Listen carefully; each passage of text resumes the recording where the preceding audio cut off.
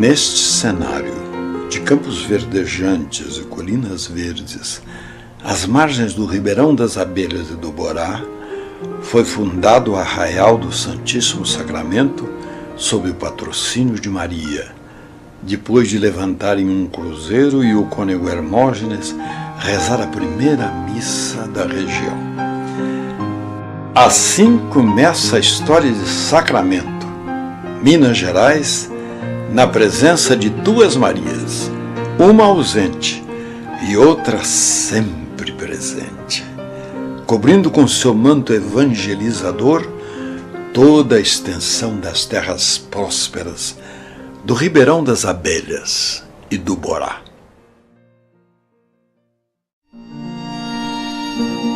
E é interessante que, quando resgatamos essa documentação, nós viemos a saber que a cidade de Sacramento, ela foi fundada por uma ordem especial do rei Dom João VI. Dom João VI se pronunciou na fundação da cidade de Sacramento.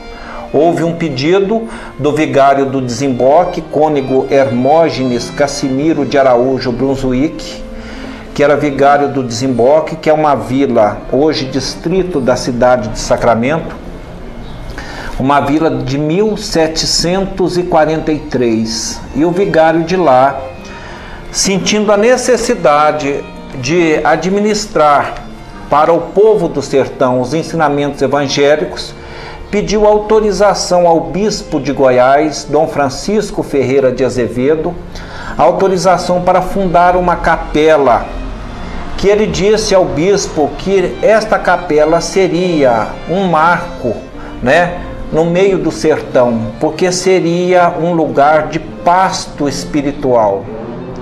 O bispo remete o seu pedido ao rei Dom João VI, e Dom João VI, por uma carta que se encontra aqui, Dom João VI autoriza a fundação da cidade, dizendo que autorizava porque o local seria para o bem das almas e lugar de pasto espiritual.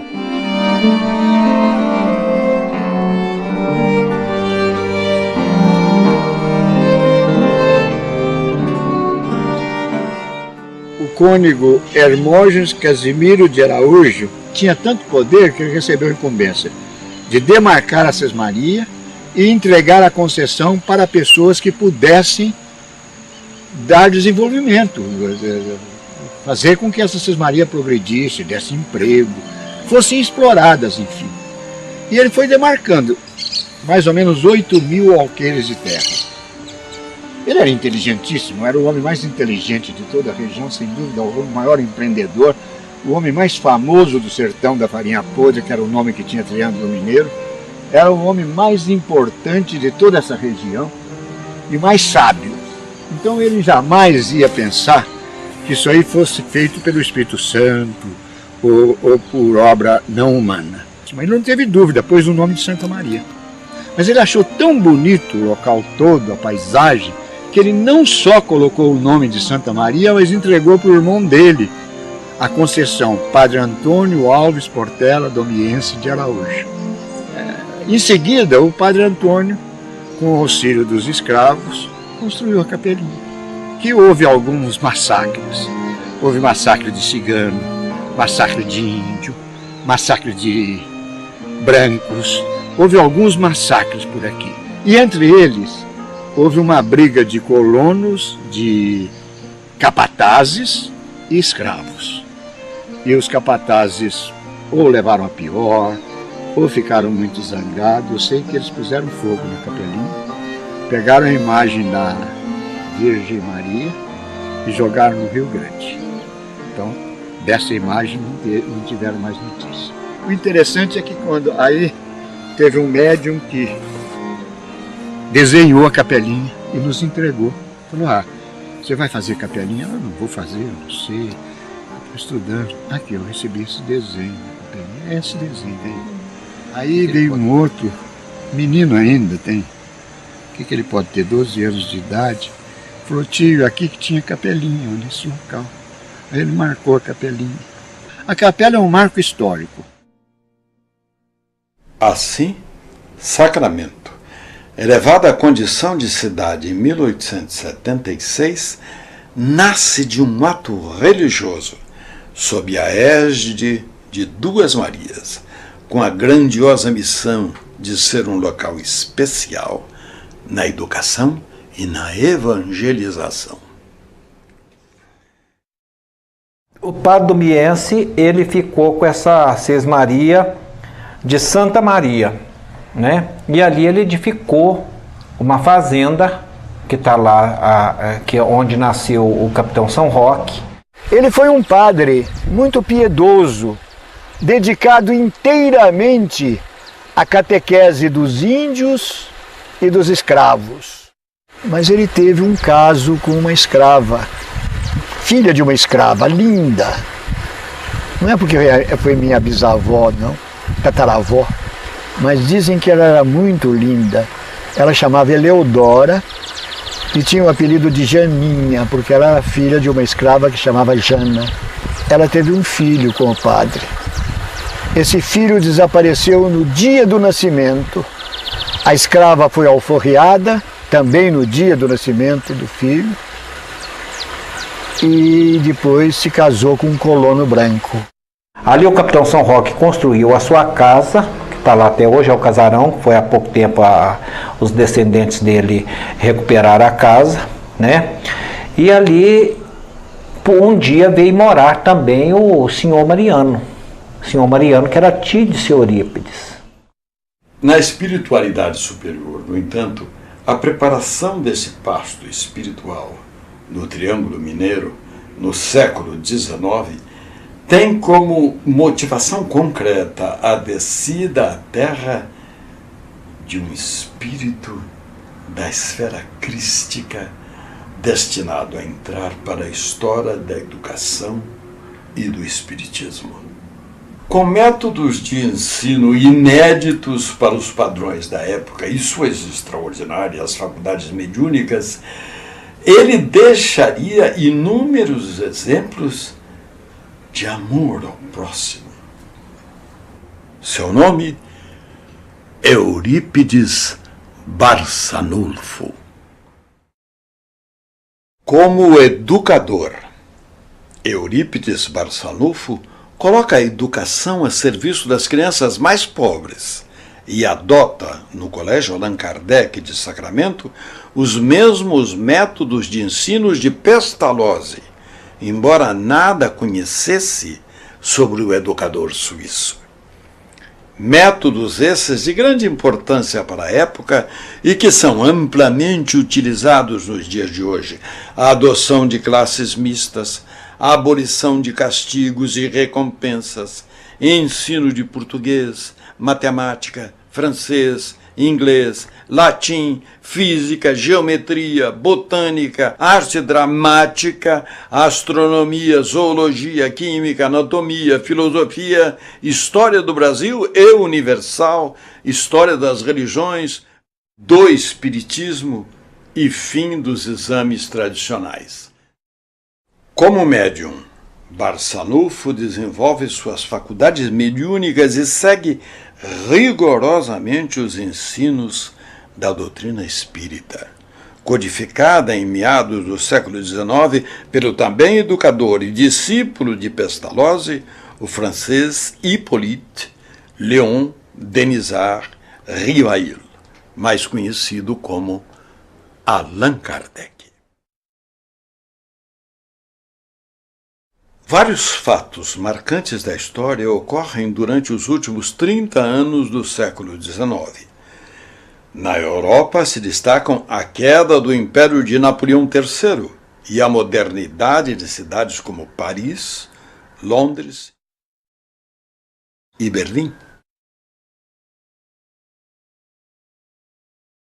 Os Estados Unidos começam a demonstrar sua força produtiva e econômica, a caminho de se tornarem a maior potência do mundo no século XX, já respirando ares de liberdade.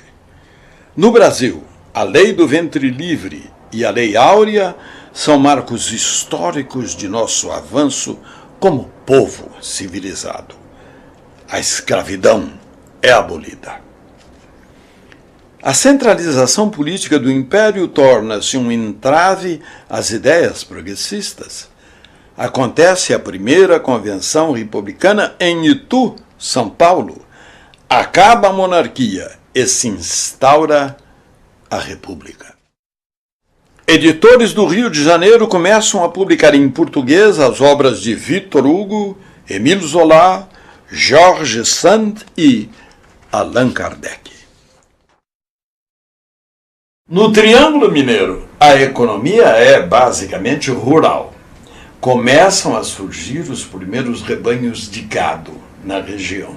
Sacramento conserva costumes tradicionais de uma cidade pequena e a população vive longe das decisões nacionais, praticamente não tendo conhecimento dos acontecimentos na República. Anos antes, ocorre o casamento entre Hermógenes Ernesto de Araújo e Jerônima Pereira de Almeida. Ele é tratado carinhosamente como Mojico e ela, Meca.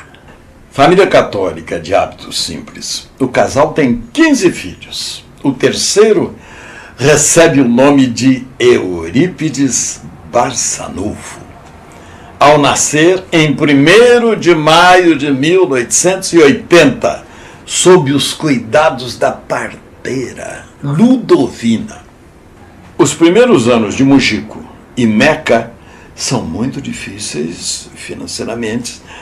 Apesar das dificuldades, o casal, preocupado com a educação dos filhos, deixa o menino Eurípides sob os cuidados do professor Joaquim Vaz de Melo, que o ensina a ler e a fazer contas. Seu interesse pelos livros chama a atenção do mestre. As brincadeiras de infância de Eurípides duram pouco tempo. O menino precisa se mudar da cidade para ajudar o pai no trabalho. Nesta casa comercial, hoje em ruínas, no lugar conhecido como Antiga Estação do Cipó, a 14 quilômetros do centro de Sacramento. Como o local fica próximo a um rio, o pequeno Eurípides pesca e vende os peixes para comprar livros.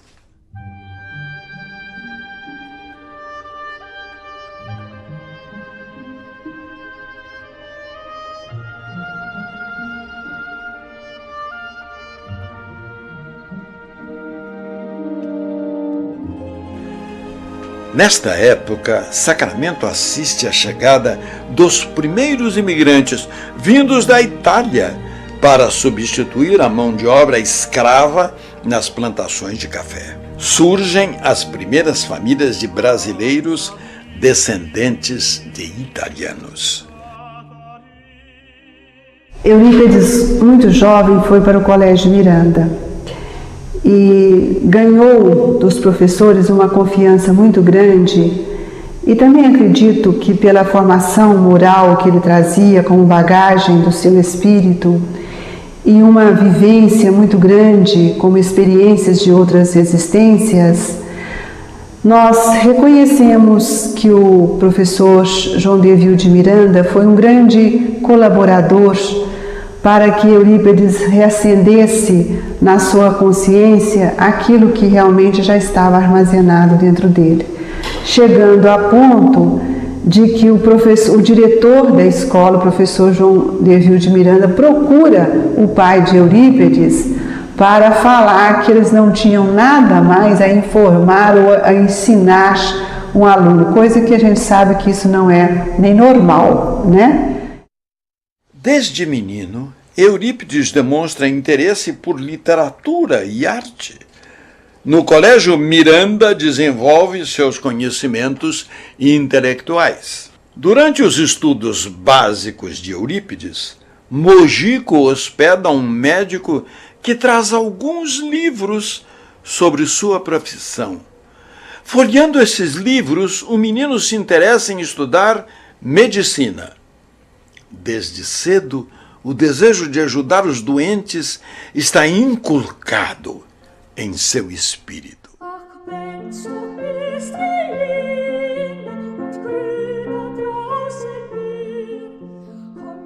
Eurípides participa da fundação de um grupo de arte dramática, escreve suas próprias obras e monta peças clássicas, alcançando fama na cidade e na região.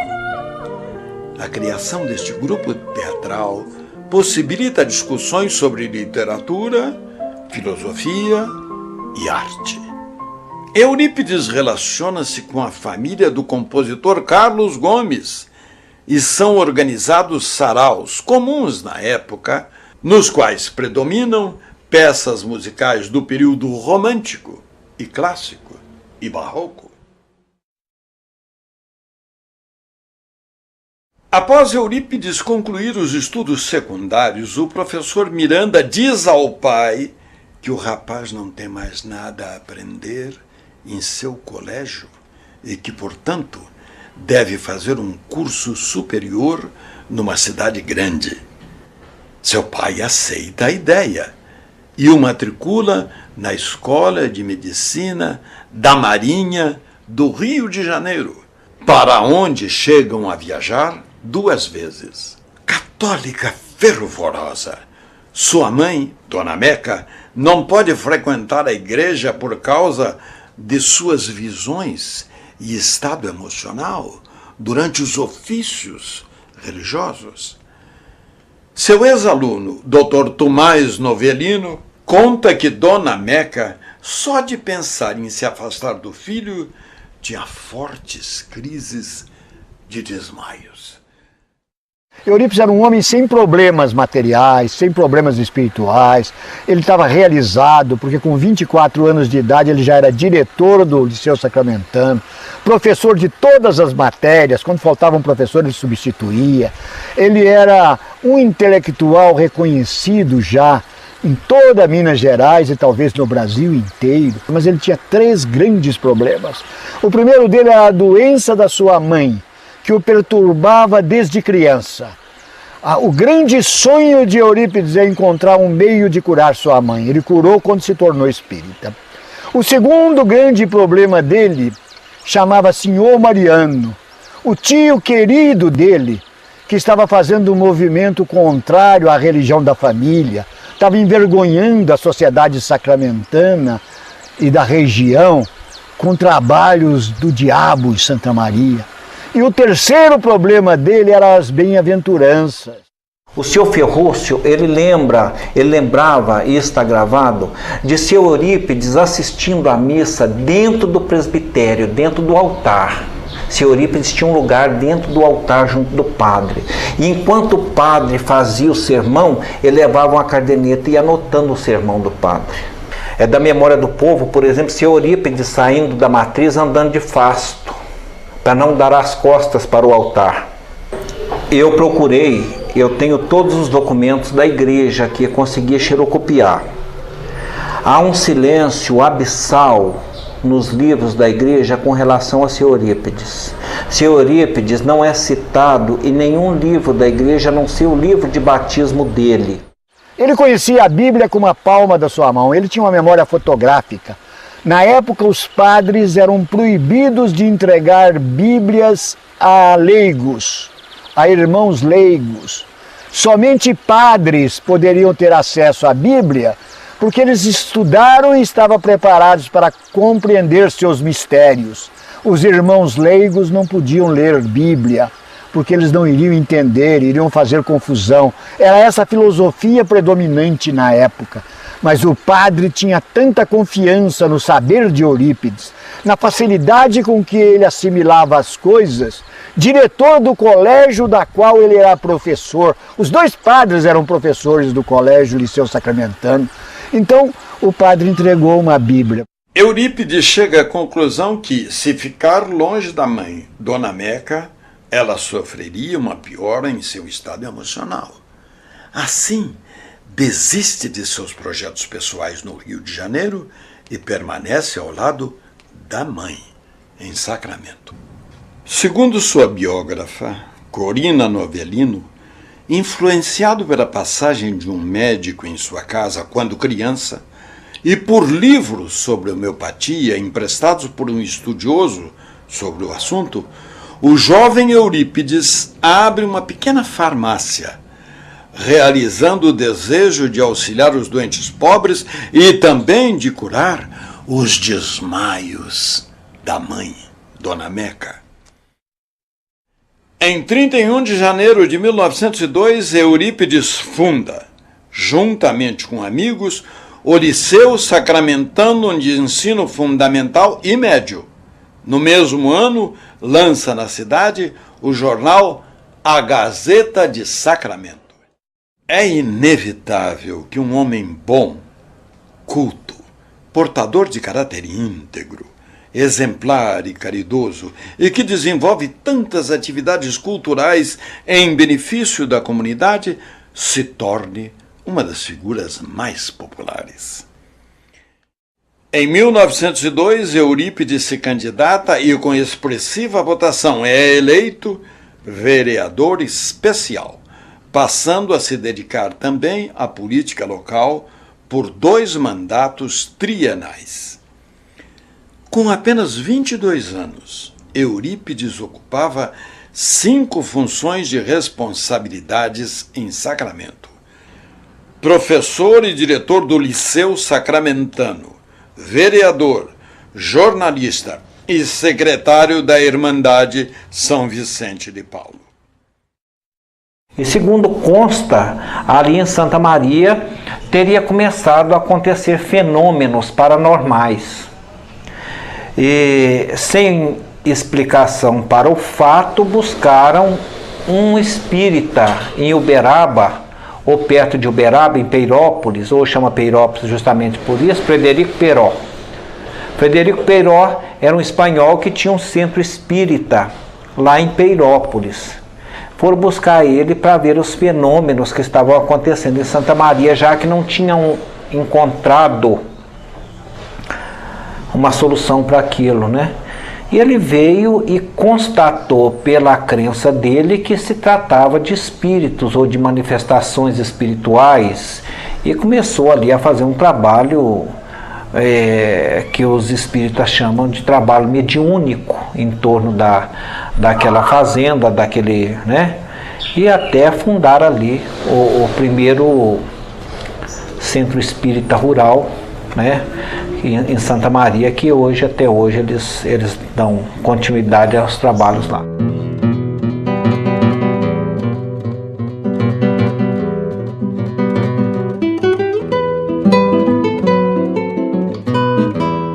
Frederico Peiró é um anarquista espanhol fugido de seu país no final do século XIX, que passa a residir em Uberaba e a estudar o espiritismo.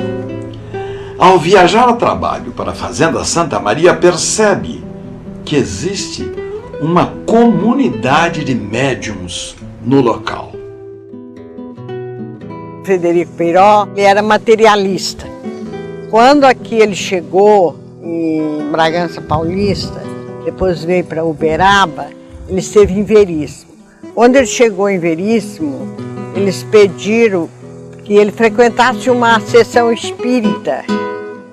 E ele não quis. Ele disse que não, que ele era materialista, que ele não acreditava em nada. Mas como esse advogado era muito amigo dele, estava sempre pedindo, sabe?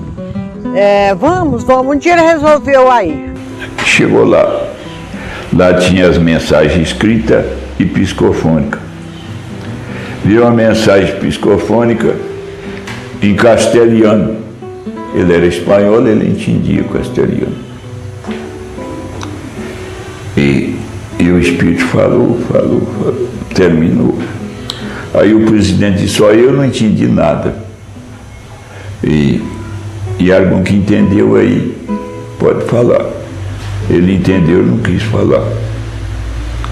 E lá puseram a pedrinha no sapato do Frederico. Ele recebeu uma mensagem da mãe dele que dizia coisas só entre ele, dele e dela.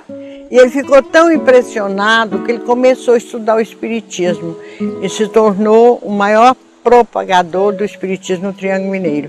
Foi um espírita por excelência. Que coisa maravilhosa isso.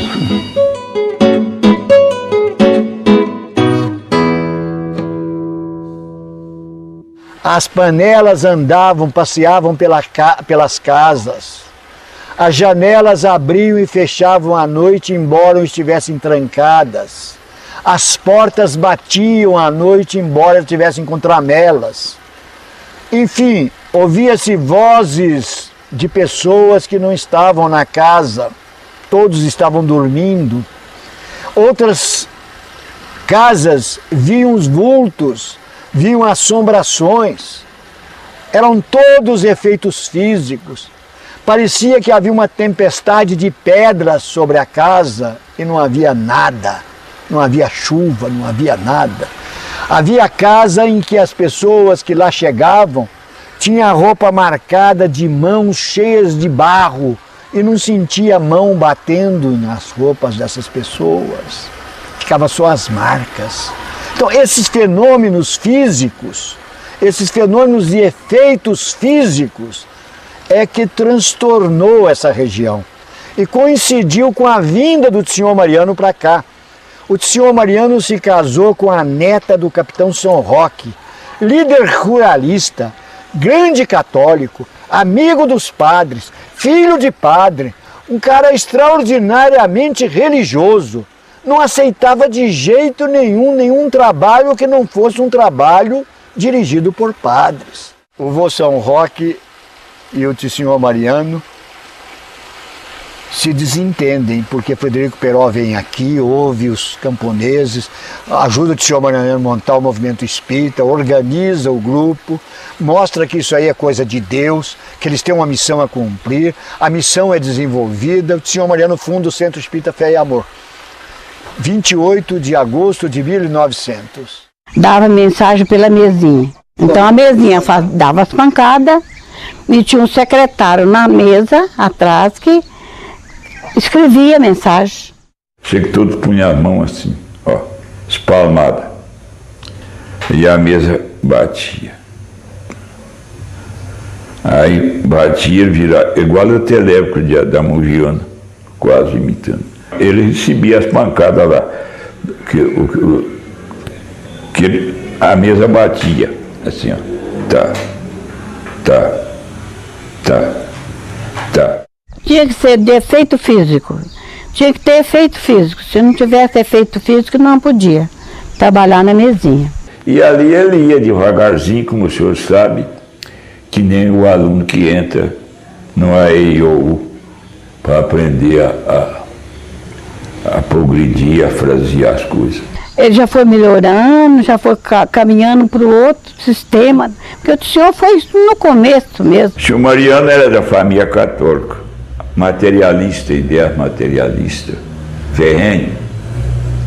É tanto assim que os filhos dele, os primeiros, ele queria pôr o nome de Madeira, Jatubá, Aroeira, sei lá o que, Muliana, é por aí afora. Frederico Peiró constata a presença de inúmeros médiuns, psicógrafos, psicofônicos, de efeitos físicos, de cura e com outros tipos de mediunidade. O espanhol propõe aos habitantes da Fazenda Santa Maria disciplina e metodologia no desenvolvimento dessas faculdades especiais. Assim, pode-se afirmar que se repetem neste local os fenômenos espirituais ocorridos em 1848 com as irmãs Fox da cidade de Hydesville, nos Estados Unidos. Esses acontecimentos na cidade americana são conhecidos pelos estudiosos como o início do espiritualismo moderno. É motivo de grande preocupação para Eurípides a conversão ao espiritismo de inúmeros dos seus parentes que moram na Fazenda Santa Maria, principalmente sua madrinha, Dona Emerenciana Mendonça, Dona Sana, e o tio materno, Mariano Cunha, conhecido como Senhor Mariano. Para a decepção de Eurípides, seu tio assume a liderança do grupo de médiuns.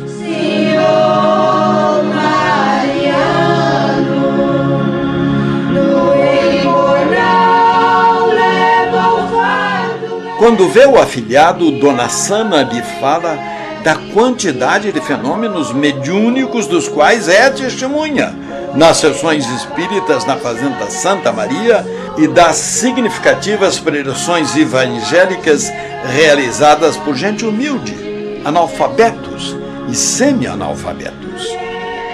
Eurípides, um católico fervoroso, mantém longas discussões sobre o assunto com o tio, tentando fazê-lo desistir de seguir o espiritismo. Deste coração de Santa Maria. Ao sair da monarquia, o Brasil começa a respirar ares republicanos, concedendo aos seus cidadãos liberdades nunca antes alcançadas. A nova Constituição garante liberdade de culto e de pensamento, mas por pressão da religião católica, de positivistas e de médicos alopáticos, o Código Civil Brasileiro de 1890 considera a prática do espiritismo crime. Médios e frequentadores de grupos espíritas são presos. Os maçons e protestantes também sofrem ataques desrespeitosos por parte da Igreja. O médico espírita Dr. Bezerra de Menezes, em sua coluna no jornal O País, sob o pseudônimo de Max, afirma que essa lei decretada no Brasil demonstra um atraso medieval e que mais se assemelha a um castigo da época da Inquisição. Os espíritas são perseguidos e os locais nos quais se realizam palestras e sessões mediúnicas são apedrejados pela população católica, incentivada por padres e bispos que se empenham em mostrar ao seu rebanho o lado demoníaco do espiritismo. Os espíritas afirmam que suas práticas religiosas e filosóficas são baseadas no Evangelho do Cristo e que seus princípios são frutos de pesquisas sérias. Nesse período, no Rio de Janeiro, são fundados vários grupos de intelectuais para estudar a doutrina de Kardec, destacando-se o do advogado Antônio Saião, pai da cantora lírica Bidu Saião. Esses grupos espíritas exigem o fim da escravidão e apoiam a República. É de um desses grupos que surge o movimento que fundou a centenária Federação Espírita Brasileira, em 1884. Intelectuais, políticos, médicos, militares e jornalistas como Quintino Bocaiúva, Joaquim Nabuco, Saldanha Marinho, Bezerra de Menezes, Bittencourt Sampaio e Arthur Azevedo simpatizam com o espiritismo ou se tornam espíritas. Entre as mulheres se destaca a educadora Anália Franco. Os escritores Machado de Assis e José de Alencar fazem parte dos incrédulos e afirmam que o espiritismo é, abre aspas, uma fábrica de loucos, fecha aspas. Em Sacramento, Eurípides Barçanufo toma conhecimento da opinião dos dois grandes escritores brasileiros. Eu sei que o presidente lá do Rio, da Federação Espírita, ficou sabendo que Bezerra de Menezes estava manifestando aqui, em Minas. E mandou um mensageiro aqui. Mandou um mensageiro aqui, o mensageiro chegou aí, olhou tudo aí e tal, e ele mandou um livro, depois da morte de Leon Denis, não é? Ciente da chegada de Mariano Cunha a Sacramento, Eurípides pede para a sua mãe, Dona Meca, preparar a cama do tio em seu quarto, como de costume. Mal se recolhem e Eurípides, impaciente, inicia não um diálogo, mas um verdadeiro duelo de conceitos religiosos e filosóficos, tentando demover o senhor marinheiro da prática do espiritismo. Seu tio argumenta no limite do seu entendimento. A conversa se estende por horas e Mariano dá sinais de exaustão mental, pois o sobrinho lhe exige mais do que sua capacidade intelectual permitia absorver. O duelo, por fim, tem um vencedor aparente. E Mariano diz ao sobrinho, num misto de rudeza e ternura: desisto. Sou um homem rude do campo, que não tem condições de discutir ideias religiosas com você, que é um moço preparado, estudioso e fala diversos idiomas. Tome, leia este livro.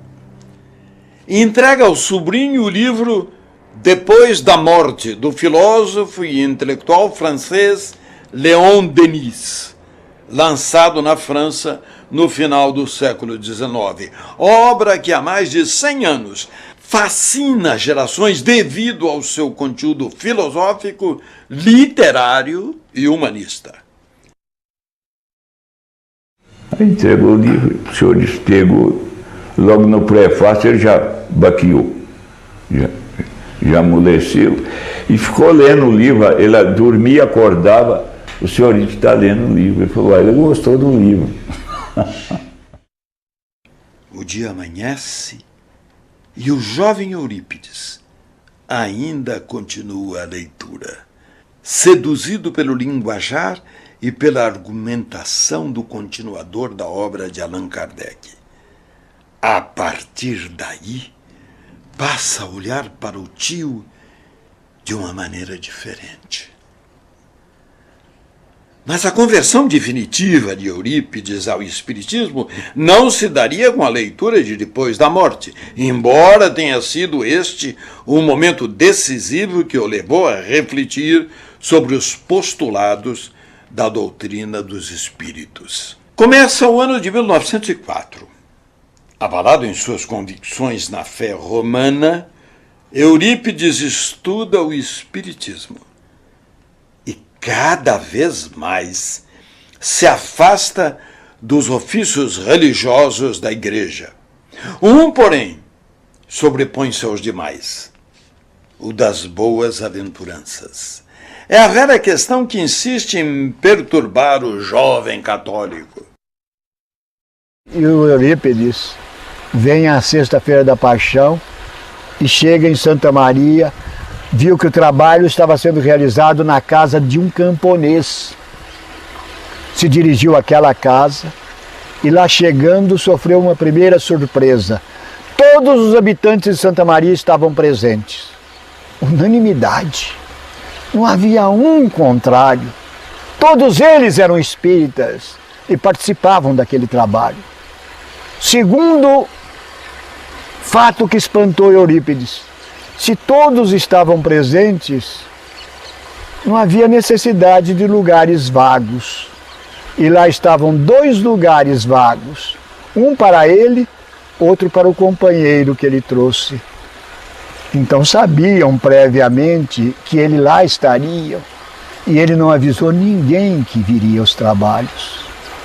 Depois o maior espanto é que Eurípides assistiu respeitosamente à abertura dos trabalhos, à prece do senhor Mariano, a explicação do texto que foi lido, e depois o senhor Mariano informou que iria passar para os trabalhos mediúnicos.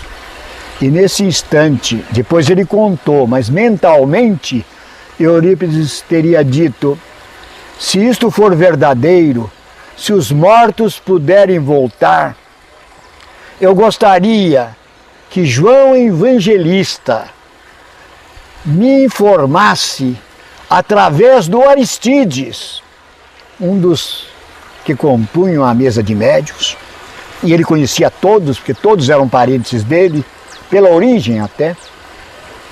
através de Aristides, as bem-aventuranças. Aristides não sabia fazer o ó com a garrafa. Ele é analfabeto e falava como fosse estudado. Tinha um coração grandioso, era muito bom, uma pessoa boníssima, prestativa, caridosa, mas era oco de inteligência, vazio de inteligência. E não tinha tido oportunidade de frequentar escolas. Então, por isso que Eurípides pediu que João Evangelista explicasse por intermédio de Aristides as bem-aventuranças. Não tem dúvida.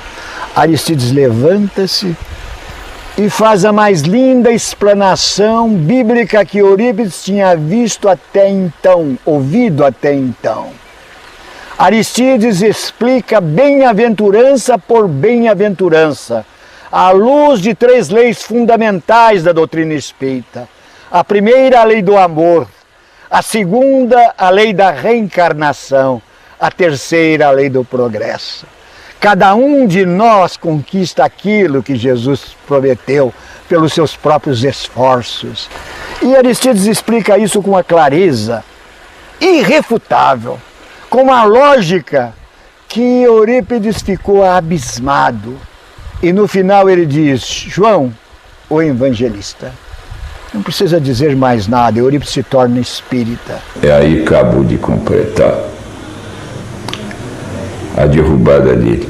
Então o senhor Mariano foi o portal do senhor Eurípides. A estrada de Damasco de Eurípides Barçanufo foi Santa Maria.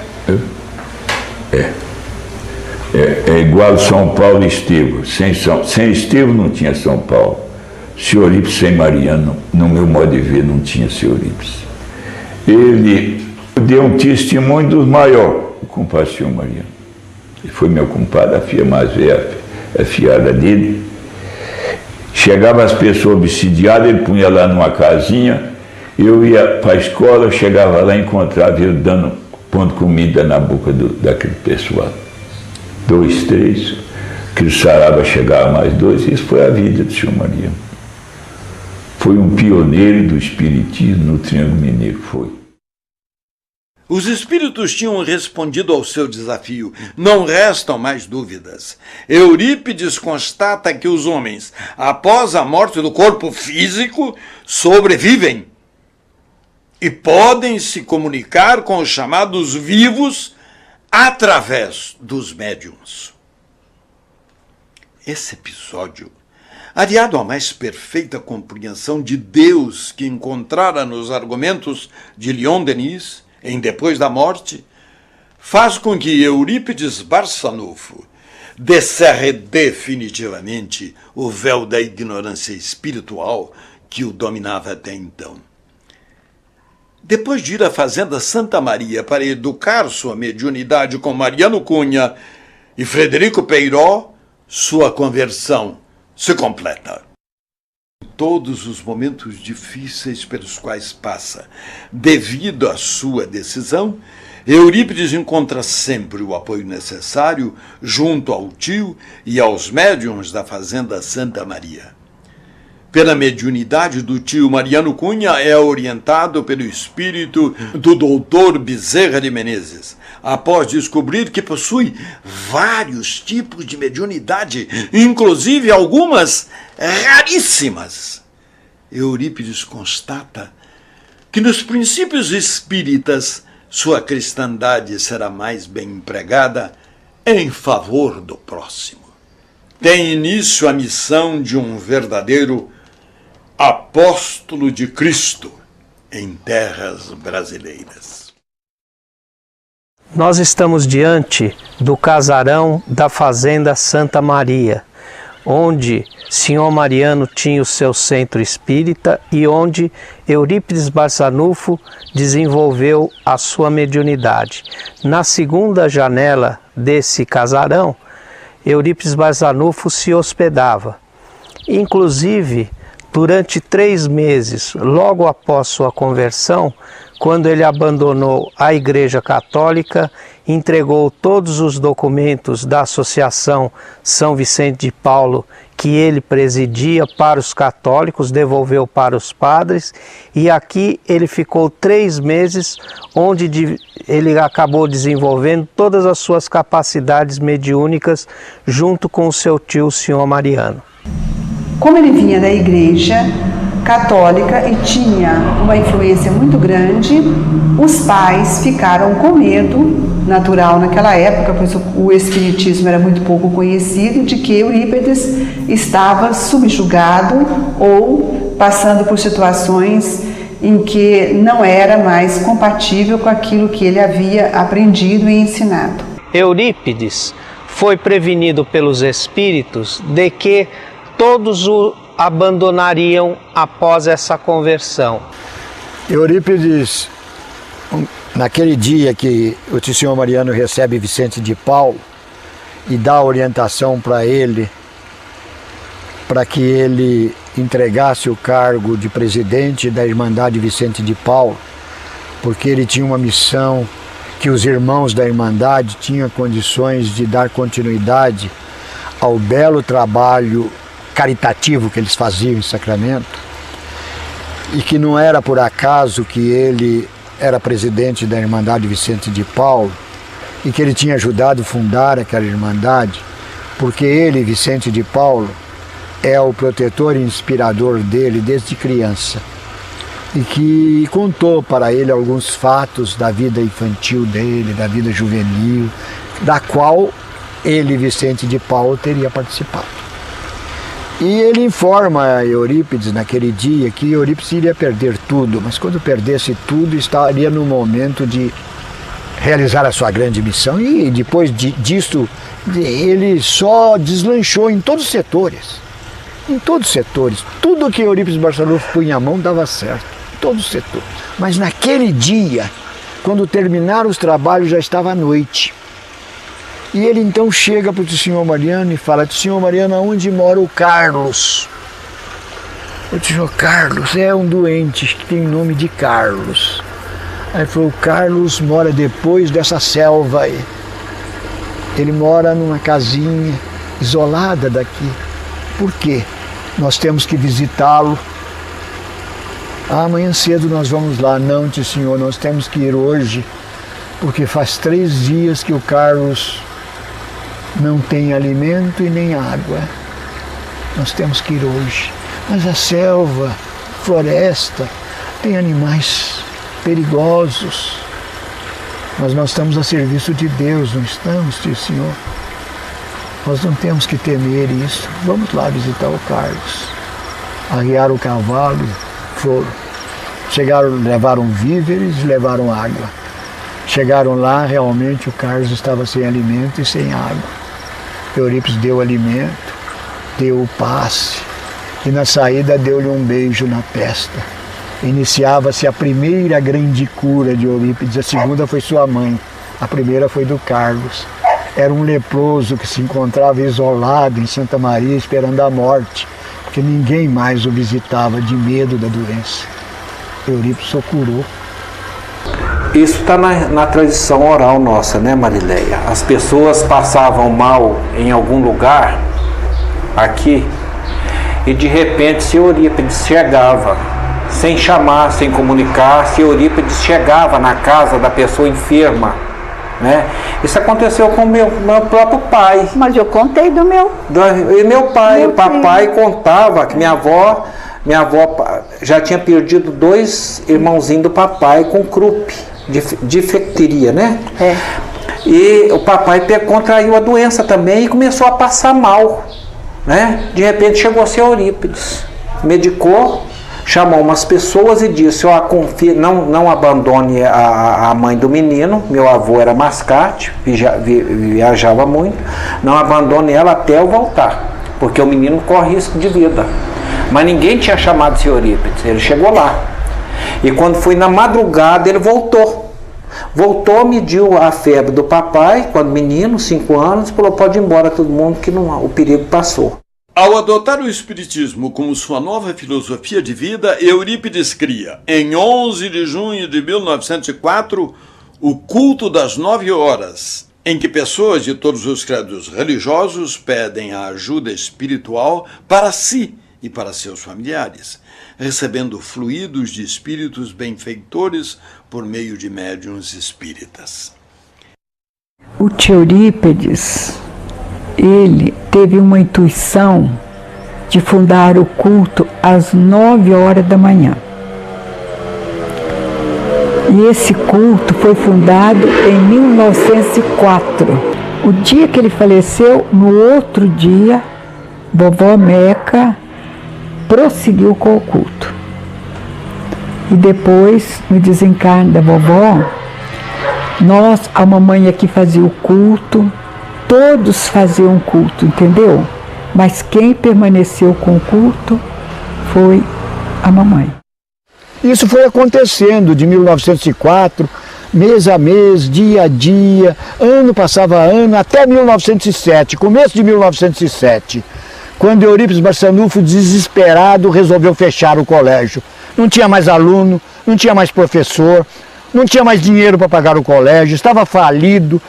O único dinheiro que Eurípides tinha era o ordenado que o seu pai lhe pagava para fazer a escrita do armazém comercial do pai, que já era próspero bem antes dele se tornar espírita. E quando Eurípides chorava copiosamente, porque ia fechar o colégio, porque tinha acabado tudo e ele não tinha mais recursos para dar continuidade. Ele tinha até colocado uma placa em frente ao colégio que dava aula de diversas matérias, e aquela placa não atraiu nenhum aluno. E ele então estava desesperado, quando surge um espírito de grande luz que se identifica para ele. Nessa altura, Eurípides já tinha todas as mediunidades que Kardec dá notícia no Livro dos Médiuns desenvolvidas. E ele então conscientemente diz para si mesmo: eu estou sendo mistificado. Um espírito desta categoria não se comunicaria comigo no estado emocional que eu me encontro. Isto é mistificação. E repele o espírito. Mas como ele tinha todas as mediunidades e o espírito é muito poderoso, ele foi induzido a ficar inconsciente. E pela psicografia inconsciente, ele escreveu um bilhete mais ou menos assim. Pode ser que tenha até outros termos. Esse bilhete está transcrito no livro da Corina Novelino, Eurípides, o Homem e a Missão. Meu filho, não feche a escola. Apague da placa Liceu Sacramentano, que guarda resquícios da vaidade humana. Escreva no local Colégio Allan Kardec. Dê aulas do Evangelho do meu filho às quartas-feiras e monte um curso de astronomia. Repito, monte um curso de astronomia. O novo colégio terá a proteção do meu manto de amor. Maria, serva de Deus.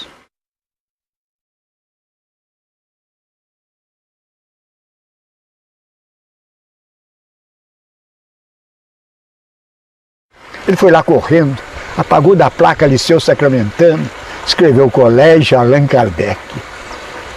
Comunicou o fato aos seus companheiros de Santa Maria e passou a dar aulas do Evangelho de Jesus às quartas-feiras e montou o curso de astronomia. Mas ele não tinha alunos. Os primeiros alunos foram alguns companheiros, a mãe dele, alguns companheiros que foram se tornando espíritas, e os confrades de Santa Maria, que iam para lá assistir às aulas. Mas não era só isso. Eles eram médiuns de efeitos físicos e ajudaram Eurípides Barçanufo a montar um aparato espiritual. O homem não havia descoberto as técnicas de comunicações que hoje nós temos. Eurípides falava no Colégio Allan Kardec e sua voz era ouvida em todas as casas da região. E eu tenho o depoimento de uma senhora que eu amei muito como minha avó. Não foi minha avó, ela gostava que eu chamasse ela de Nona, Concheta Lenza Serck. entendeu? Ela morreu com 93 anos, muito lúcida, e toda vez que eu vinha aqui eu ia visitar a nona. E ela lembrava da figura de Sr. Eurípides. E Sr. Eurípides, às 9 horas, fazia uma prece lá no colégio dele. Então, ela morava a uma certa distância, e ela falava: mamãe, quem está gritando? A mãe dela respondia: é o espírita que está rezando. Mediunidade de efeito físico dele e dos demais companheiros de Santa Maria presentes, que dava condições aos espíritos de produzir esse fenômeno. E através desse fenômeno, Eurípides reconquista amigos, professores, alunos, e logo o Colégio Allan Kardec se torna o principal estabelecimento de ensino do Triângulo Mineiro, de Minas Gerais, e está para ser conferido, talvez até do Brasil, porque na época se aplicava a pedagogia da palmatória, do prêmio e do castigo. O professor trazia nas mãos uma palmatória e na outra mão grãos de cereais para castigar os alunos ajoelhados quando esses errassem as lições, e trazia a vontade de premiar aqueles que se destacavam. Eurípides substituiu tudo isso pela filosofia, pela pedagogia de Pestalozzi, a pedagogia do amor. Então isto, nessa época, foi uma verdadeira revolução no ensino. Os inspetores federais que visitavam o Sacramento, e há relatórios dizendo isto, que nunca viram coisa igual, que a técnica didática do professor era inigualável, que ele fazia os seus alunos estudarem com prazer, que os alunos tinham prazer de aprender e que todos os seus alunos tinham alto grau de aproveitamento e que isso era coisa raríssima. E o Colégio Allan Kardec foi se destacando, ao ponto de se tornar, nas provas de fim de ano, um verdadeiro conclave brasileiro de intelectualidade. Os intelectuais vinham para Sacramento para assistir os exames finais dos alunos de Eurípides Barçanufo, porque era um show de sabedoria, um show de conhecimento. Pelo lado material, pelo lado terreno, não era para ter, na minha concepção, não era para esse colégio de Sr. Eurípides ter prosseguido. Porque dentro de uma cidade essencialmente católica, né? De repente um colégio espírita, que era uma coisa que se dizia na época... Assustava, né? Assustava, o espiritismo, né? A gente tinha medo. Eu não sei te explicar isso no campo material, por que esses meninos estavam no colégio de Sr. Eurípides. Ou das duas, uma. Ou o ensino era por demais excelente, ou tem uma força espiritual, como a Marileia colocou nisso daí, né, Marileia? Porque pelos olhos da carne, você está entendendo, não era para ter vingado esse colégio de Sr. Eurípides, mesmo porque os padres continuaram a ter colégio. Eurípides abre a farmácia espírita Esperança e Caridade com a ajuda financeira de seu pai Mojico, de Frederico Peiró, de Azarias Arantes e de Dona Maria Leite. Eurípides manda buscar os remédios de manipulação na Casa Fretan e na Drogaria do Leão, ambas na Rua São Bento, em São Paulo. Nós estamos diante da casa comercial do Sr. Mojico, pai de Eurípides Barçanufo, fundada em 1894. Ao lado da casa, onde hoje é a agência de Correios, é que se encontrava a farmácia de Eurípides Barçanufo.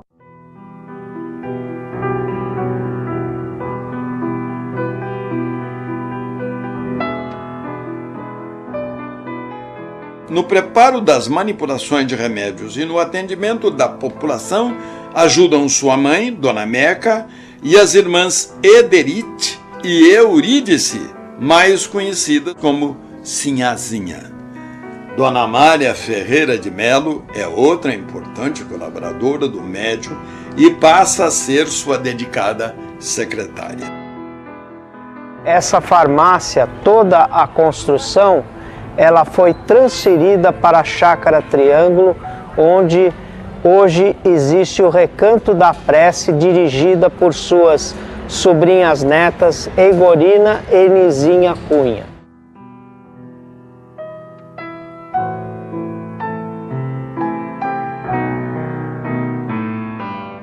Aí eu vim da cidade, muito feliz, né, de ter comprado o quarto do tio Eurípides, né? Cheguei aqui e falei, pai, eu comprei o quarto do tio Eurípides.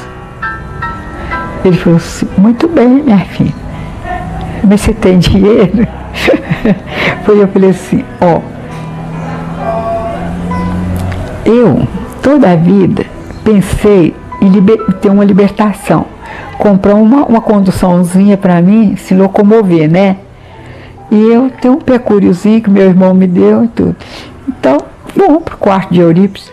Com amigos e familiares, Eurípides forma um grupo de estudos sobre o Espiritismo. Em 27 de janeiro de 1905, criam o Grupo Espírita Esperança e Caridade. O pasto espiritual produz seus frutos. O grupo imediatamente adota uma máxima do Espiritismo: fora da caridade não há salvação, começando a ajudar os mais carentes sem perguntar sobre sua religião, dando prioridade à saúde e à educação. O centenário Grupo de Estudos da Doutrina dos Espíritos prossegue até hoje sua trajetória, espalhando amor ao próximo na pequena e bela Sacramento. Em janeiro de 1907, abre o Colégio Allan Kardec.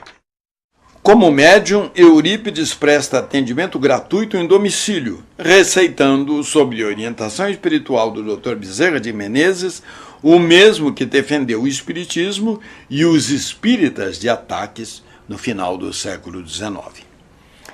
Bezerra de Menezes é considerado o médico dos pobres por estudiosos e praticantes da doutrina espírita.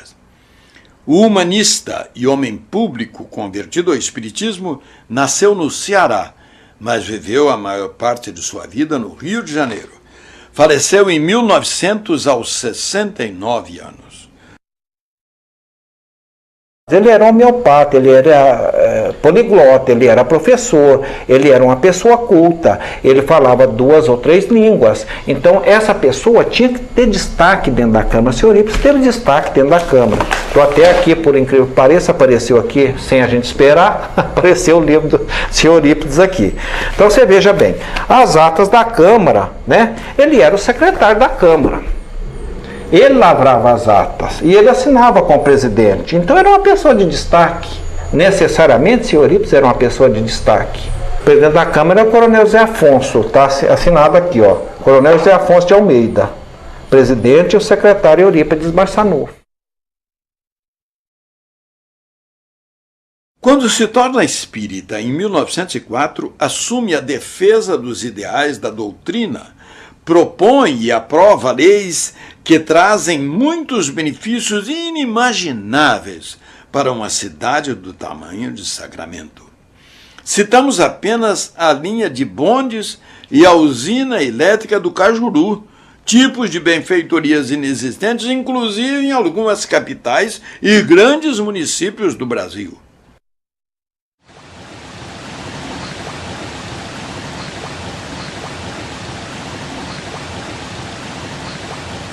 Eurípides Barçanufo, juntamente com toda a pleiade de vereadores que trabalhavam junto com ele, empenharam um projeto junto à Câmara Municipal de Sacramento daquela época para a construção da usina hidrelétrica Cajuru. E a partir daí chegou o progresso à nossa cidade, que até então tudo passava perto. De repente começou a passar dentro, a energia chegava dentro da cidade, as informações, os bondes, os trens. Então era a visão que ele tinha de um futuro.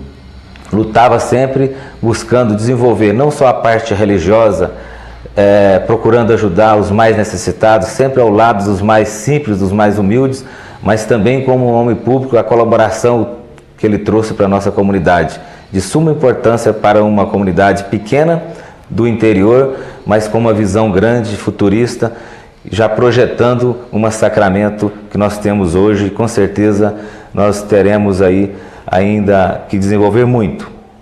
Mas muito foi feito por ele, deixando a porta aberta, deixando o caminho aberto para que outros administradores pudessem somar e trazer mais para a nossa cidade. E o que mais nos chama a atenção do trabalho do Eurípides como homem público foi que o Estado de Minas Gerais dá uma modificação na legislação ampliando o mandato dos vereadores de 4 para 6 anos. E Eurípides então faz uma carta, um termo, comunicando ao presidente da Câmara que ele estava dispensando a extensão dos 2 anos, porque o povo havia votado para que ele cumprisse um mandato de 4 anos. Ele não sabia se era do interesse do povo a permanência dele. Ele não concordou, então ele deixou a cadeira. Lamentado muito pelos vereadores, há uma lamentação dos vereadores quando ele deixou a Câmara. A espiritualidade superior o chama para se dedicar exclusivamente ao socorro dos aflitos e às curas através dos seus dons mediúnicos. A mediunidade de cura é a mais requisitada e o médium passa a ser procurado na farmácia por um número cada vez maior de pessoas. Segundo o Dr. Tomás Novellino, grande admirador do educador e médium de Sacramento, uma das faculdades mediúnicas mais impressionantes de Eurípides era a do desdobramento. Barçanufo foi realmente o apóstolo da caridade, antes de tudo. Ele é uma figura complexa, mas eu colocaria em primeiro plano a caridade na pessoa de Barçanufo. A vida dele foi inteiramente doada à população, não apenas de Sacramento, da cidade de Sacramento onde ele viveu, mas vinham pessoas do Brasil inteiro para consultá-lo, receber os benefícios da sua extrema bondade e da sua mediunidade. Porque, como médium de desdobramento, antes de tudo, ele foi o mais importante na história da mediunidade no Brasil. Os alunos dele contavam, os ex-alunos, que ele estava na sala de aula, de repente entrava numa sonolência, né?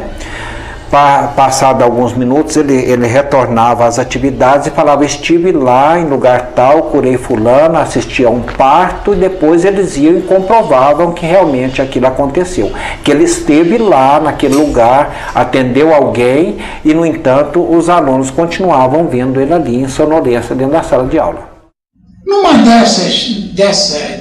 desses momentos culminantes da mediunidade, no colégio dele, durante a aula, ele voltou do transe e disse para os alunos: acabei de realizar um parto difícil e o marido dessa senhora que deu à luz a um menino, o marido vem vindo aqui para o colégio para me chamar, para que eu faça o parto, mas eu já fiz. Ele vem vindo a cavalo, está subindo as escadas, agora apeou o cavalo, está subindo os degraus, vai bater na porta, vocês se levantem, cumprimentem e sentem. Nesse exato momento,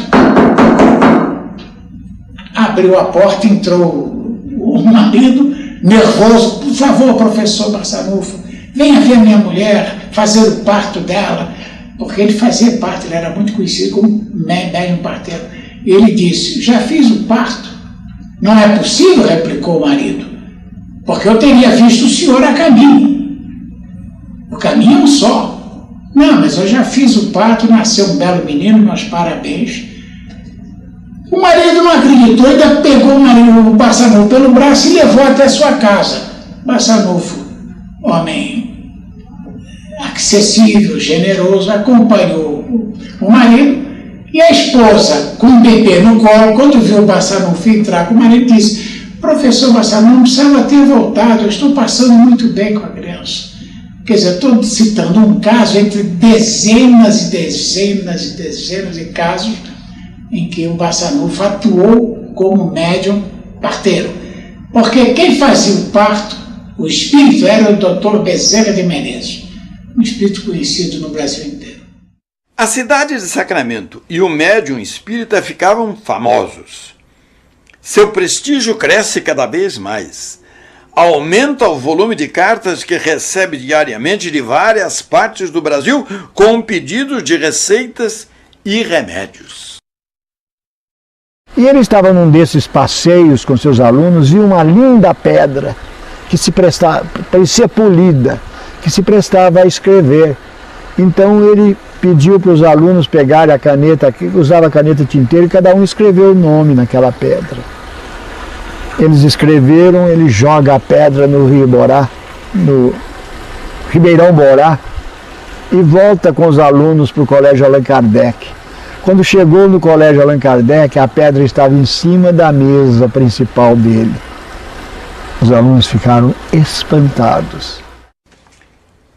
Segundo sua assistente, Dona Amália Ferreira de Melo, muitas pessoas que vinham buscar soluções para suas doenças e que não conheciam pessoalmente o médium, já encontravam o remédio pronto nas mãos de Eurípides, que o entregava dizendo: "Vá depressa, meu amigo, a doença não espera."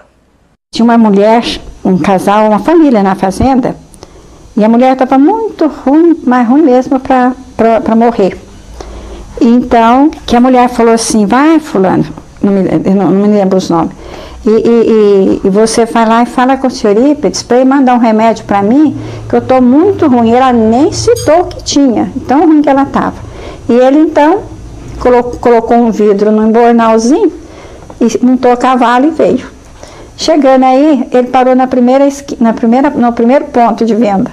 E lá ele se bebeu um pouco e adormeceu por ali. E ele voltou para casa e passando por um rego de água, e tinha chovido na cabeceira e a água ficou meia turva. Ele já lembrou que tinha vindo aqui em Sacramento pegar um remédio com o senhor Eurípides. Ele pegou e encheu a garrafa de água, tampou e levou. E falou assim: "O senhor Eurípides mandou essa garrafa de água, de remédio, falou que é para você tomar de 2 em 2 horas. E a mulher, ruim como estava, né, esperando o remédio. E a mulher tomou, quando terminou, ela falou assim: "Você volta e fala para o senhor Eurípides que eu melhorei. Estou bem melhor, mas eu preciso de outra receita para terminar de sarar." E ele então voltou. Aí ele já veio direto, né? Quando ele chegou, que ele desceu do cavalo, que ele foi para bater na porta, o senhor Eurípides já chegou na porta. E pegou a garrafa, foi lá, arrumou o remédio, né? E ele então, quando entregou, ele disse assim, que ele não tornasse a repetir o que ele tinha feito da primeira vez. Que ele achou que o senhor Eurípides não estava sabendo, né? Não estava sabendo, não ia adivinhar que já tinha o truque que ele tinha dado no nome dele, né? Que levar uma água como remédio no nome dele. Ele pediu que ele não repetisse. Há outros casos. Dulce Ribeiro de Melo, minha tia, ela era filha de Francisca de Castro de Melo. O nascimento dela foi uma coisa extraordinária. Francisca de Castro de Melo, minha avó, por parte de pai, ela era mulher do coronel João Ribeiro de Melo, dono de uma sesmaria que ficava nas proximidades de Araxá, chama Fazenda Caxambu. João Ribeiro de Melo, o pai, porque o filho foi meu pai, meu avô, ele já tinha relacionamento com Eurípides Barçanufo. E ele tinha tanta confiança em Eurípides que o parto de uma de suas filhas, a Marieta, foi feita por Eurípides Barçanufo em Sacramento. E ele pretendia que esse parto da Dulce também fosse feito por Eurípides Barçanufo. Mas a criança deu sinais de nascimento prematuramente. E ela se encontrava, segundo a parteira que estava assistindo, em posição errada, ia dar muita dificuldade no parto. Além de começar a rezar, ele mandou um capataz e um filho, em 2 melhores cavalos que tinha, a galope a Sacramento, trazer Eurípides Barçanufo. Quando eles bateram na janela de Eurípides, e Eurípides veio com um remédio na mão, entregou para o capataz e disse: pode voltar que eu já assisti o nascimento da Dulce. Leve o remédio e as duas estão passando bem. Eles não acreditaram, porque eles vieram a galope. Não teria dado tempo de ser avisado e dele ter ido lá e voltado. Quando chegaram lá na fazenda Caxambu, o meu avô confirmou que Eurípides Barçanufo estivera lá, fizeram o parto e voltaram a Sacramento. O espírito dele deixou o corpo em Sacramento, foi logo que ele recebeu o chamamento da prece, deixou o corpo em Sacramento, se trasladou para a fazenda Caxambu, se materializou lá na bicorporação, fez o parto e retornou espiritualmente a Sacramento, enquanto os outros a galope vinham chamá-lo. Esse fato ocorreu na minha família. O senhor, porque a faculdade daquele jeito, isso aqui virou uma coisa. Tinha um padre Pedro que falava, senhor, ir para um espiritismo dele e eu fazendo casa para alugar. É isso aí que o padre falava. Era o senhor Ips com o espiritismo dele e ele fazendo casa para alugar, porque era gente chegando tudo quanto é a canto aqui para o Sacramento. Da cidade de Campinas, São Paulo, chega a Sacramento o célebre pregador católico padre Feliciano Iaghi, desafiando o médium para um debate em praça pública. Durante o sermão de uma missa, o padre começa a falar contra o espiritismo. Mal pode imaginar o sacerdote católico que Eurípides, em desdobramento, assiste ao seu sermão. Quando lhe contam, o médium já sabe do ocorrido e das ofensas lançadas contra sua pessoa. Eurípides não se preocupa com ofensas pessoais, mas como é a doutrina espírita que está sendo duramente atingida, não tem alternativa senão aceitar o debate. Assim, em 28 de outubro de 1913, no Coreto, em frente à Matriz de Sacramento, diante de uma plateia de mais de 2.000 pessoas, tem lugar a polêmica entre Eurípides e o padre desafiador.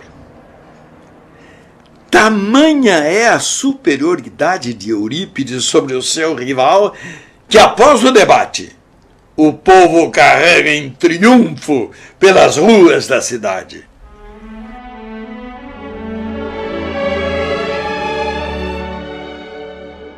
Dono do grupo teatral, dono do jornal, dono da farmácia, homem próspero, homem feliz, realizado em todo sentido, larga tudo para seguir uma doutrina exótica que ninguém conhece, que todo mundo considera a doutrina do diabo, ficou doido, foi dominado pelo diabo. Era isso que ele foi considerado. Não é que eles faziam isso de má fé, não. Eles consideravam mesmo doido. Agora, de má fé foi o processo que fizeram contra Eurípides, né? Quem moveu o processo contra esse Eurípides foi o Círculo Católico de Uberaba? Foi. Quem que era o presidente do Círculo Católico de Uberaba? Era um farmacêutico. Denunciou ao promotor de Uberaba que em Sacramento Eurípides praticava medicina ilegal. Na lembrança do meu pai, acima da farmácia de Eurípides, no mesmo alinhamento da rua, existia a farmácia do Dr. Antônio Augusto Neto, que havia formado em Ouro Preto, na melhor faculdade de farmácia do Brasil da época. Agora, a farmácia do Neto, segundo meu pai, ficou vazia porque 30 metros abaixo o povo afluía na farmácia de Eurípides, o remédio curava e não se pagava remédio. Uma farmácia luxuosa da época que não vendia, e uma farmácia pequena com 2 portas ali ao lado de um armazém do pai dele, e aquilo o povo fazia fila de 100 metros de fila para poder buscar remédio. Pode ser que esse processo movido lá em Uberaba, eu acredito que o clero bateu palma sim, Você está entendendo? Mas não tem a participação direta do clero só porque era o Círculo Católico de Uberaba. Porque quem moveu foi o presidente do Círculo Católico de Uberaba, que era um médico. O promotor que fez a denúncia não conseguiu sustentar a tese até o final, porque os depoimentos que vinham em contrário derrubavam a tese da medicina ilegal, você está entendendo? Então, aquilo ficou de juiz para juiz, de promotor para promotor, até prescrever. O processo prescreveu, não houve julgamento nele. Porque os juízes se declaravam suspeitos, né? E os depoimentos que vinham contradiziam a denúncia feita. Esses juízes viam mais benefício na atuação de seu Eurípides do que impedir a atuação dele. Talvez seja isso. Porque realmente naquela época, de 1917, seu Eurípides, eu acho que seu Eurípides já não tinha tempo para mais nada na vida dele. Tanto que meu pai, às vezes, papai falava assim, seu Eurípides não virou espírita não, ele não tinha tempo de ir na igreja, o povo não dava tempo, papai falava isso. Ele foi processado criminalmente por exercício ilegal da medicina, só que ele nunca cobrou um tostão de ninguém e não usava nem aquela possibilidade, quem pode pagar, paga, quem não pode, não paga. Ninguém pagava, ninguém pagava. Ele dava de graça o que de graça recebia. Ele era um médium perfeito, não cobrava nada de ninguém, não aceitava doações, a não ser para as obras assistenciais. Frederico Peiró foi um dos grandes doadores de Eurípides. Eu acredito, é um depoimento que eu estou dando, eu acredito sinceramente na santificação de Sr. Eurípides. Na minha concepção católica, Sr. Eurípides é um santo. Quem é santo é quem amou a Deus e quem serviu o próximo. Essas pessoas são santas. Conheço 2 pessoas espíritas santas. Eu conheci 2 pessoas santas na minha concepção. Santos mesmo, na minha concepção. Tomás Novelino, eu acho que é um santo. Que merecia, se fosse católico, ser canonizado, o doutor Tomás Novelino. E a dona Idalides Rezende, que foi irmã de Sr. Eurípides, uma pessoa que eu convivi com ela ao final da vida dela, né? Nasci nas mãos dela, que ela era parteira, né? Uma pessoa de uma caridade extrema. Sr. Eurípides é um amigo de Deus. Sr. Eurípides é uma pessoa que passou servindo a cidade e a pobreza. A espiritualidade de Sr. Eurípides é uma coisa extraordinária, isso não tem como negar. Não podemos afirmar taxativamente que Eurípides teve premonições de sua morte. Mas ele sabia quando chegaria sua hora. Em 25 de abril de 1918, o educador e médium de Sacramento entra em estado alterado de consciência e pede a Dona Amália, já acostumada a esses transes, que anote o que ele vai descrever.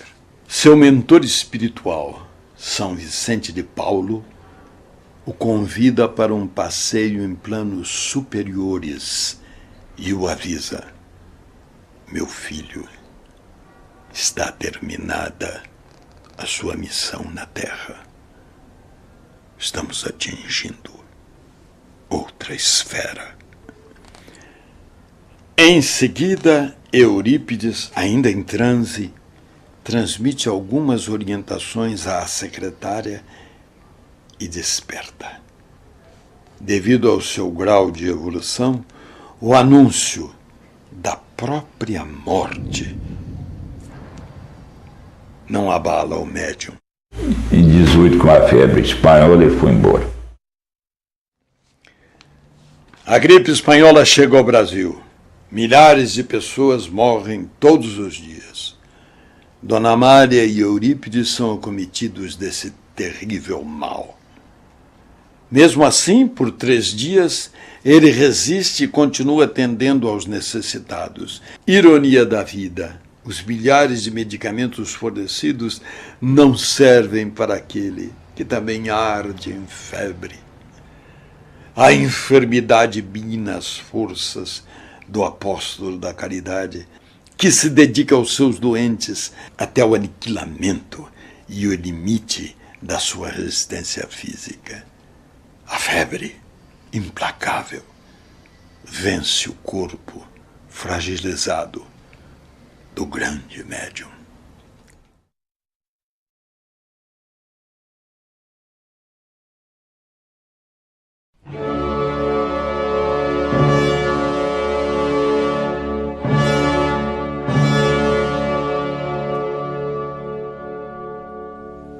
Às 5h30 da manhã de 1º de novembro de 1918, Sacramento desperta com o impacto da notícia que ninguém quer ouvir. A cidade mineira perde o seu grande filho, vitimado por uma epidemia responsável pela morte de milhões de pessoas em todo o mundo.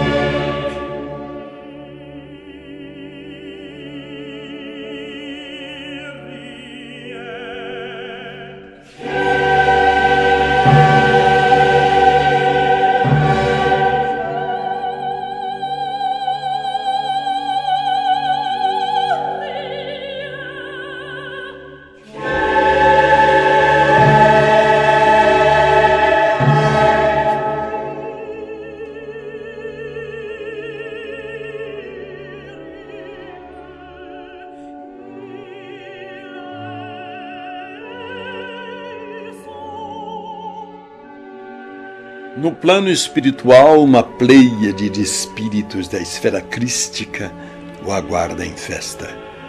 Bezerra de Menezes, São Vicente de Paulo, Santo Agostinho e todos os mentores que o acompanharam em sua jornada pelas terras dadivosas de Maria ausente, sob a égide de uma outra Maria que sempre cobriu com seu manto protetor o pasto espiritual, preparado para receber Eurípides Barçanufo, o grande educador e médium espírita. Eurípides Barçanufo deixa o mundo físico e sua família material. Porém, a família de Eurípides hoje é muito maior do que aquela presa aos laços de sangue e que viveu no começo do século XX. Sua família expandiu-se e continua levando adiante o ideal do espiritismo, codificado por um dos maiores nomes da humanidade, o educador e filósofo francês Allan Kardec, e preconizado por Eurípides, transformando sua fé em obras.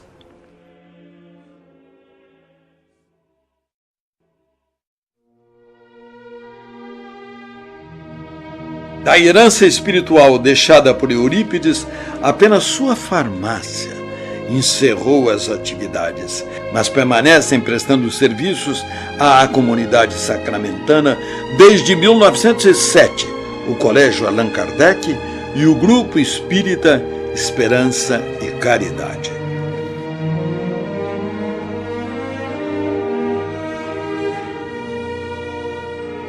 O centenário culto do Evangelho às 9 horas, que continua a ser praticado diariamente sem interrupção desde 11 de junho de 1904, o culto é realizado na Casa do Caminho, na Chácara Triângulo, ao lado do quarto onde Eurípides atendia as pessoas. Sob a coordenação de suas sobrinhas netas Nizinha e Egorina Cunha, diariamente dezenas de pessoas de Sacramento e de várias cidades brasileiras fazem preces no local, pedindo paz e proteção ao alto, para si, seus familiares e paz para o mundo. Acrescentada a esse patrimônio de sacramento, a casa da Meimei na Chácara Triângulo, que presta apoio a mães e recém-nascidos.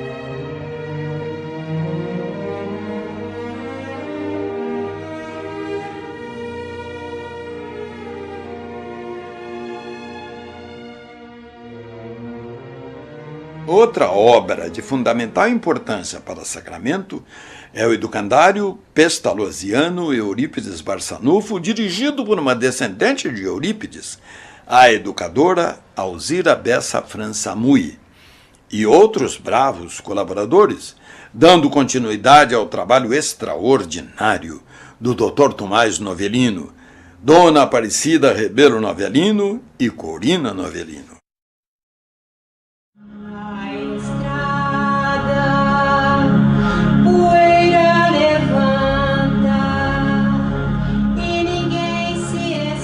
Na Fazenda Santa Maria, onde se respira não só o ar de Eurípides, mas também o de Senhor Mariano e Frederico Peiró, permanecem em atividades o centenário Centro Espírita Fé e Amor, o albergue Senhor Mariano, a Casa do Pão, a Pousada Novo Alvorecer, o Bosque Tio Anjo, a Cozinha Piloto e o Instituto Cultural Leopoldina Giovana de Araújo, que além do serviço filantrópico que presta, está construindo, através de um grupo de professores universitários, um moderno observatório astronômico e já em projeto a Faculdade de Astronomia.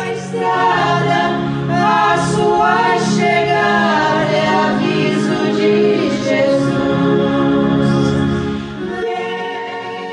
Uma obra com qualidades de primeiro mundo.